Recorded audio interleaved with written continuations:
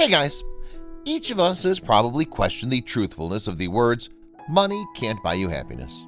We read stories about millionaires trying to see what's so special about them, to find the key to their happiness and prosperity, but it turns out that these stories are all very simple, as they don't actually teach us how to earn money, but rather tell us about completely different things. Between the lines of these stories, we learn that money is just a means to achieving a goal, but never the goal itself. Many people might probably disagree with that, but at the same time, they have to agree that money can only buy physical things such as beautiful cars or houses. But they can't buy friends, family, love, wisdom, and that's exactly what our story today is all about. I recently read it online, and it began with one man telling his story. I grew up in a fairly wealthy family. My father had his own business, a car repair shop, and my mother worked as a chief doctor at a local hospital. We were never in need of money in my childhood, and since I was only a child, my parents spoiled me from an early age, buying me cool clothes, newest phones, and other expensive things. They were using money to compensate for their absence in my life. They were always busy with work and rarely spent any time with me. I didn't really care about it at the time, as long as I had expensive stuff to show off to my peers. To be honest, I always liked the special attention that I was getting. I felt like I had a lot of friends because I was so cool. But many years later, I finally realized that I was growing up a very selfish person who only valued money and being able to show off. I enjoyed seeing others envy me, and I used it. My life went accordingly to the same plan as many people in my situation live by. My parents helping me get into a medical college, which I probably wouldn't have been able to do on my own. But I didn't care at the time. That's when my wealthy life got even wilder. Expensive brands, endless parties with elite alcohol, night races, and a car for which I got for my 16th birthday. One-night stands and always skipping classes. That's only one part of my college life. It's no wonder I got expelled junior year. This news obviously came as a shock to my family. For the first time in many years, I saw all the pain and disappointment I caused my parents by not living up to their hopes, being an ungrateful spender. But I didn't care about that either at the time, to be honest. I knew that they'd take care of me, so I didn't feel like I needed to worry about anything. But as it turned out, things weren't exactly the way I saw them. One day, my father asked me to join him at the dinner table. I remember that I didn't really want to come out of my room, so I acted as if I was doing him a huge favor. I could have never guessed what was about to happen. My father looked at my mother and said, "Son, today is your second birthday." I remember getting excited, thinking I was going to get yet another cool gift, but I was very wrong. My father continued, "Your mother and I have decided to stop paying for your life. From now on, you need to take responsibility for your own life and learn the value of money." At first, I thought it was some kind of a joke, but soon I was back in my hometown with an empty wallet, no friends, no connection, no education. I don't think I need to tell you what I was feeling at the time. Being used to the rich life and getting cut off, the desire to keep up the appearance of a wealthy person motivated me to look for a job. After searching for a while, looking for a better opportunity, I was barely able to get a job as a waiter at a local restaurant. And instead of being a local celebrity, I had to learn to work hard. Yes, I was very tired, and sometimes I did feel very sorry for myself. But most of the time, I managed to earn good money. Regular customers gave generous tips, which were a decent addition to my main income. Since I lived with my parents, I didn't have to spend money on housing and food, so I could spend all my earnings on myself. I signed up for a gym, bought myself nice clothes and shoes, and lived like that for months. Sure, my standard of living wasn't exactly as before, but I could still make an impression of a rather wealthy guy. So a couple of months went by like this, and then I met a beautiful girl named Jessica. A petite, long-legged brunette instantly stole my heart. We met at a restaurant where I worked as an administrator. I got a promotion. Jessica came to have dinner with her friend, and we stayed together from that day on. I was captivated by her sense of humor, love of life, and sweet naivete. The rest was the same as with everyone else. Soon, Jessica found out that she was pregnant, and we moved in with my parents. Now I had to provide for our little family, not just myself. And when our son was born, our expenses kept growing with him. I was thinking about what else I could do and decided to start driving a taxi as a night job.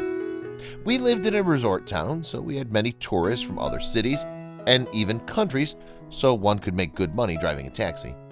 I spent half the day working at the restaurant, and then I went on to drive the taxi until midnight.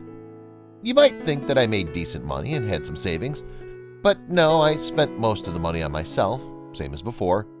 Yet another expensive watch, expensive cologne, barbershop visits twice a month, couple of suits and shoes to match them.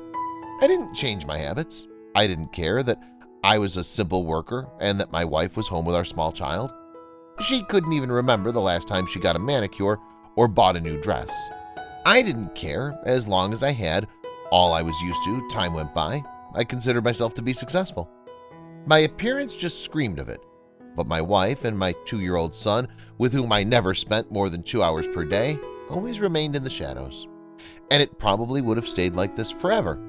And this long story of my life could have no meaning if it weren't for one quick meeting that completely changed me.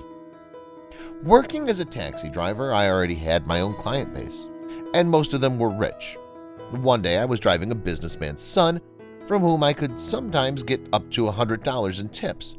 I was happy and considered myself very successful. It was all until one day. I got to take that same businessman to the airport.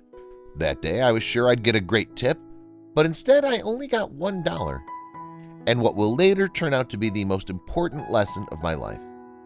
I remember barely being able to hide my discontent, but it was one question that bothered me the most. Why did the millionaire only tip me $1? Plucking up my courage, I decided to at least hint about it to him. You know, I often drive your son around, and I even drove him yesterday. He always tips me $100. I could have never expected what would happen next. The businessman turned to me and replied, "What did you expect? My son's father is a millionaire, but my father was a simple fisherman." But that wasn't it. Seeing my confusion, the millionaire continued the conversation. "Let me take this opportunity to tell you a story. It might help you. Once when he was already a billionaire, Henry Ford came to England on business. He asked about the cheapest hotel to stay in town at the airport information desk. The clerk looked at him.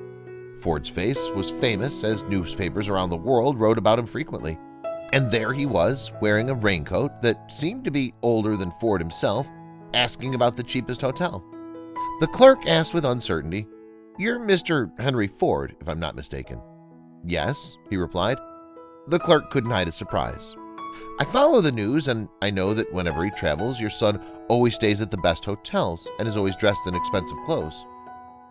And you're asking for the cheapest hotel, and you're wearing a coat that seems to be about your age. So are you trying to ask me why he's acting rich and I'm not?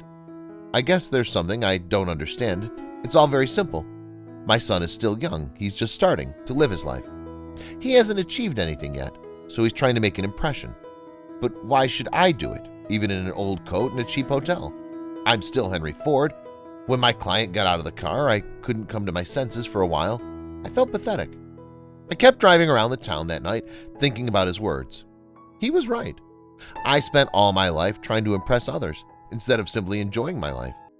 I forgot about what was important, the health and happiness of my parents, my wife and son. Enjoying the minutes we spend together and seeing the beauty in the little things. Instead, I kept taking out loans to buy beautiful cars and expensive clothes. So why am I telling you this story? It's been several years since that fateful night. I got rid of my old habits and expensive things. We invested all the money into a small business, which we're working on together with my wife. Our son's already a teenager. We teach him to value money, even though we have our own house now. We don't indulge our son if he wants something. He needs to buy it himself, either earn the money or save his pocket money. I stopped caring about money so much, and now I prefer to spend more time with family and friends. And you know what? I feel much better. I finally realize what's worth living for and how to raise my children. I think it's all thanks to that man from the taxi who managed to change my life with just one phrase. And I'm so grateful to him for that. He didn't just give me $1. He gave me something no money could ever buy. So guys, that's the story. I don't know if it's really happened, but I think each of us will find something important in it. And if so, it was worth telling. So what do you think? What's most important in life? Be sure to let me know what you think in the comment section. That's it for today. Rate this video if you liked it, and we'll see you soon. Bye.